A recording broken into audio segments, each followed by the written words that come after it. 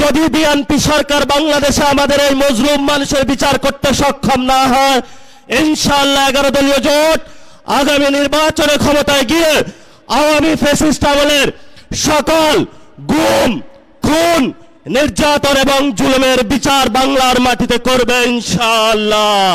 মুসলিমদের পক্ষে আল্লাহ আছে, এই মুসলিমদের পক্ষে আমরা থাকবো ইনশাআল্লাহ। আমরা বাংলাদেশে একটা গৃহযুদ্ধ চাইনি বলেই এই পর্যন্ত আমরা শান্তি এবং শৃঙ্খলার সাথে রয়েছি। আপনারা এখানে গত 17 বছরে কারা কারা মামলা খেয়েছেন বা পুলিশের হলে একটা ডান্ডা বাড়ি খেয়েছেন, সবাই একটু কষ্ট করে হাতটা তুলবেন।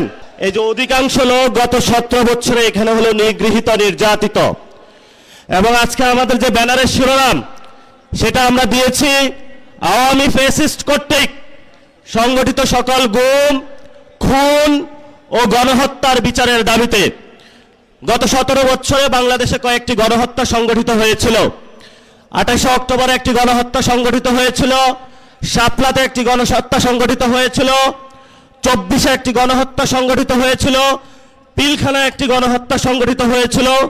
আর অসংখ্য মা বোনের কোলের কত সন্তান যে নিভৃতে চলে গিয়েছিল, সে মুকাদ্দাস ওয়ালি থেকে শুরু করে সেই নোমানি বাই থেকে শুরু করে বাংলার প্রত্যন্ত অঞ্চলে কত রাজপথ যে রঞ্জিত হয়েছিল রক্তে, সেগুলো বাংলার আকাশ বাতাস এখনো সাক্ষী আছে।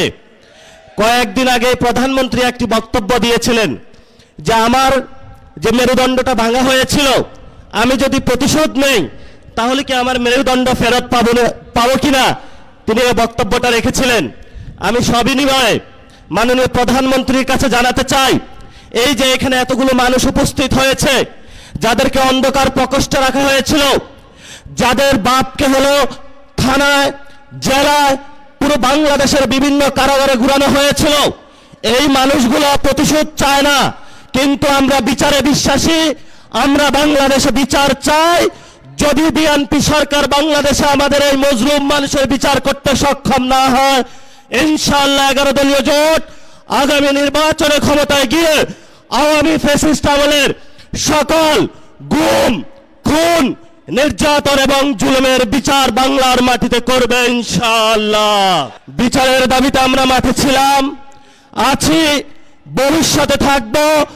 বিচার নিয়ে আমরা কোনো এক সেকেন্ডও কোনো কম্প্রোমাইজ করব না। যদি সরকার মনে করে আওয়ামী লীগে ভোট ব্যাংকে যেভাবে একটা সমঝোতা হয়েছে, বিচারের ক্ষেত্রে সমঝোতা করতে হবে, আমরা বলবো আল্লাহর রাস্তায় মাপ চাই। বিএনপির ভাইয়েরা, আপনারা নির্যাতিত হয়েছেন, বাংলাদেশের সকল মানুষ নির্যাতিত হয়েছে। নির্যাতিত যারা মজলুম আছে, মজলুমদের পক্ষে আল্লাহ আছে, এই মজলুমদের পক্ষে আমরা থাকবো ইনশাআল্লাহ। লাস্ট যে কথাটা, এই যে ইলেকশন হয়েছে, আমিরে জামাত বলেছেন যদি সেই ইলেকশনের রেজাল্টটা মেনে নেওয়া হতো তাহলে বাংলাদেশে একটা গৃহযুদ্ধ হতো। আমরা বাংলাদেশে একটা গৃহযুদ্ধ চাইনি বলেই এই পর্যন্ত আমরা শান্তি এবং শৃঙ্খলার সাথে রয়েছি। নির্বাচন কমিশনে যে কমিশনারগণ নিয়োগ হয়েছিলেন, সেই প্রস্তাবনা আমাদের কাছে এসেছিল, বলেছিল ভাগ বটরা করে অমুক অমুক ব্যক্তিকে বসাতে হবে। সেই সময় আল্লাহর সহায় থাকার কারণে এই সব গোপন সংলাপ আলোচনায় আমরা রাজি হই নাই। বিএনপির অনেক কমিশনার বসানো হয়েছে, বিভিন্ন বিভ্রান্ত আর্মি পার্সনকে সেখানে বসানো হয়েছে, তারা নির্বাচনে হলে ইঞ্জিনিয়ারিং করেছে। আমরা তো আপনাদেরকে হুঁশিয়ার করে দিতে চাই, এই অনেক কমিশনারদের এক পা অলরেডি কবরে চলে গেছে।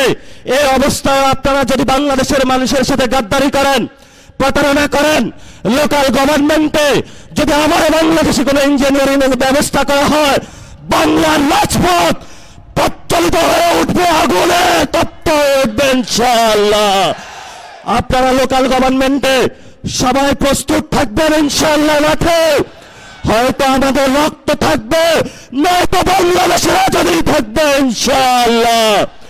আমরা ইনশাআল্লাহ 11 দলীয় জোটের যারা নেতৃবৃন্দ এখানে আছেন, তাদের নেতৃত্বে বাংলাদেশের মানুষের পক্ষ হয়ে একটি সুষ্ঠু গণতান্ত্রিক প্রক্রিয়ার মধ্য দিয়ে এগিয়ে যাব। এটাই বাংলাদেশ, এটাই আবু সাঈদের বাংলাদেশ, এটাই হলো শহীদ মুগ্ধের বাংলাদেশ, এটাই হলো শহীদ ওয়াসিমের বাংলাদেশ।